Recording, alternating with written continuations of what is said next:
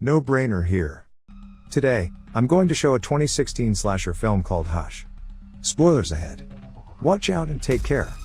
Inside a house located in the middle of the woods, Maddie is preparing a full-course lamb dinner with guidance from her laptop. She is instantly revealed to be deaf. As she tastes her cooking, a notification pops up on her laptop. It's Sarah from next door asking if she can stop by. Maddie spots her friend walking towards the house. Sarah tells Maddie, through sign language, that she had just finished reading her book. She then asks how does Maddie come up with her writing. Maddie tells her that it's called writer brain, as her mother would say. It makes her go crazy. Any possible outcome is like a movie in her brain with many endings. Their conversation is interrupted by a loud and blaring noise. They run back into the house to find smoke coming out from the oven and the fire alarm giving off a very intense warning. Maddie apologizes for her hell of a fire alarm and tells Sarah that she needs it because she has to feel the vibrations in order to wake up. She gives Sarah her own copy of the book before Sarah bids her goodbye. Later that night, Maddie is sitting alone in her living room, trying to finish up her manuscript. Feeling frustrated, she tries to distract herself by cleaning the mess in the kitchen. Suddenly, her friend Sarah runs up to Maddie's kitchen door, screaming and crying. Desperate for help, she is trying to open the door but it's locked. Maddie is cleaning the kitchen, but she is unable to see her friend. Sarah's piercing screams stop as an arrow lunges and pierces her back. A male intruder in a ski hat and white mask catches up to Sarah and stabs her against Maddie's kitchen door. He continues to stab her until her lifeless body slumps down to the floor. The intruder tries to catch Maddie's attention by knocking on her door, but Maddie doesn't respond. He immediately deduces that she is most probably deaf. As she continues working, the intruder sneaks into the house. With one hand bearing an arrow, he is about to stab her when he is interrupted by Maddie's sister, Alex, video calling her. He grabs Maddie's phone and hides. Alex asks her how Maddie's book is going, but Maddie says she's stuck and needs a distraction.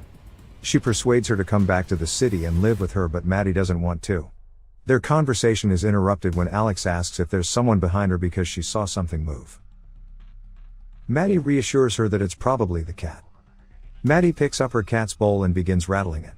She goes around the house shaking the bowl, but her cat is nowhere in sight. She pays no mind to this and leaves the bowl by the open door and goes back to her writing. A notification pops up on her laptop and reveals a message sent by Maddie's own phone. Confused, she opens the message to see a picture sent of herself while she was having the call with her sister. Petrified, Maddie walks to the open door to see the masked intruder holding her phone. She quickly closes and locks the door before he can get in. The intruder, armed with a crossbow, goes to every door of the house trying to get in, but Maddie locks all of them. The power goes out and from the window, she could see him slashing her tires. There's no chance of escape now. Maddie grabs a lipstick from her bag and desperately writes on the glass door. She says that she won't tell anyone she hasn't seen his face, and her boyfriend is coming home soon. She's hoping that the man would accept her bluff. The intruder takes off his mask to reveal his face and neck tattoo. He asks Maddie if she can read his lips, to which she nods. Now that she has seen his face, he has to kill her. Maddie runs back to her kitchen to grab a knife. She goes to her bedroom and secures the door and windows. As she huddles up in one corner, trembling and crying, something starts banging on one of her windows. Terrified, she looks up to see the intruder carrying Sarah's dead body and banging her lifeless arm against the window pane. Maddie drops her knife in shock and backs away, crying at the sight of her dead friend. Maddie realizes that Sarah must still have her own phone with her. She tries to distract the intruder by activating her car alarm. Once he's occupied, a gasping Maddie makes a run for it, opens the window and reaches for the phone inside her friend's back pocket. The intruder immediately catches her in the act. He tries to snatch her, but she closes the window on his fingers. He screams in pain and tries to pry open the windows, but she smacks his arms out with a hammer, causing him to withdraw, and locks the window again. Wasting no time, Maddie hides from the intruder as he circles back around the house. She quietly sneaks out of the kitchen door and hides under the crawl space of the patio. Just as she's about to make a run for it, the intruder launches the crossbow, which stops her in her tracks. Refusing to be a deer in headlights, she runs back to the house and makes it safely inside, barely escaping with her life. Desperate for a way out, Maddie goes upstairs to her loft. She cracks open a window, squeezes herself out, and lands on the roof. With shaking hands, Maddie then tosses a flashlight into the woods behind her house. This catches the intruder's attention and he follows the light. She starts walking across the roof to the front of the house, her legs shaking with fear. As she's climbing down from the roof, the intruder surprises her with an arrow at her leg. He takes another shot and narrowly misses her head. Maddie pulls herself up as she grits her teeth from the pain. The intruder begins to climb up to the roof, but Maddie knocks him over in time to grab his crossbow and toss him back to the ground. With a painful limp, she carries back the crossbow into the house just in time to close the upstairs window. Just as she's trying to load the crossbow, Sarah's boyfriend, John, arrives at the front door looking for his girlfriend. The intruder stops him in his tracks, pretending to be a police officer.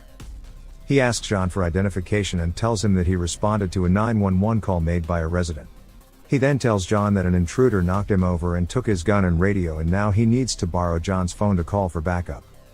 John grows suspicious and asks him how can Maddie have made the call when she's deaf and mute.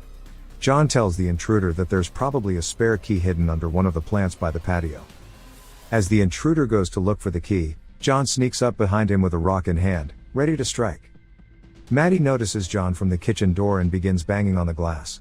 This distracts John and leaves an opening for the intruder to stab him on the neck.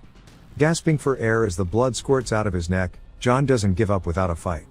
They stumble into the ground and John traps the intruder in a chokehold. As Maddie watches to see the struggle, she runs over the different outcomes of escape in her current situation. She can't outrun him with an injured leg. If she uses the crossbow, it has to be a perfect shot. If she tries to get the power back on, he's going to catch her before she makes it back. If she hides, he only needs a rock to crash open one of the windows.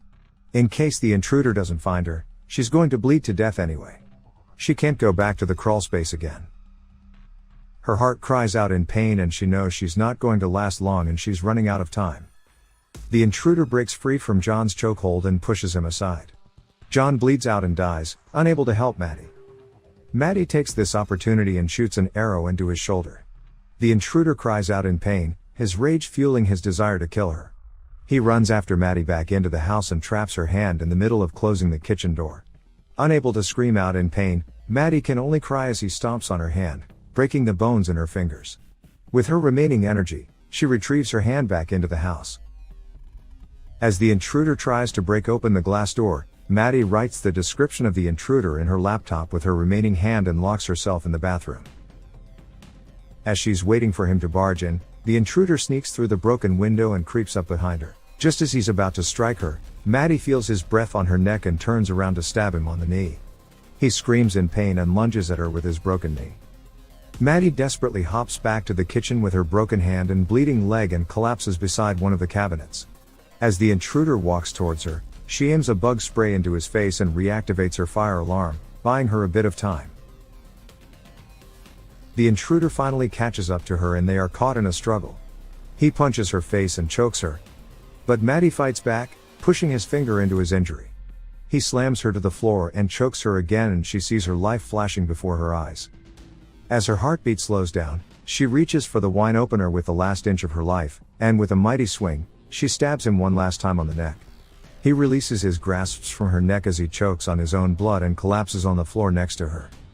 Maddie gasps for air and quickly reaches for the phone in his pocket and dials 911. This is her chance to escape. She gives one last look at the dead intruder and slowly makes her way to the patio where she sits down next to her cat. As Maddie pets the furry little creature, flashing lights from the police are seen at a distance. She closes her eyes and sighs, she survived and she won. Thank you guys for watching. Comment how you like this video and subscribe to watch the next one.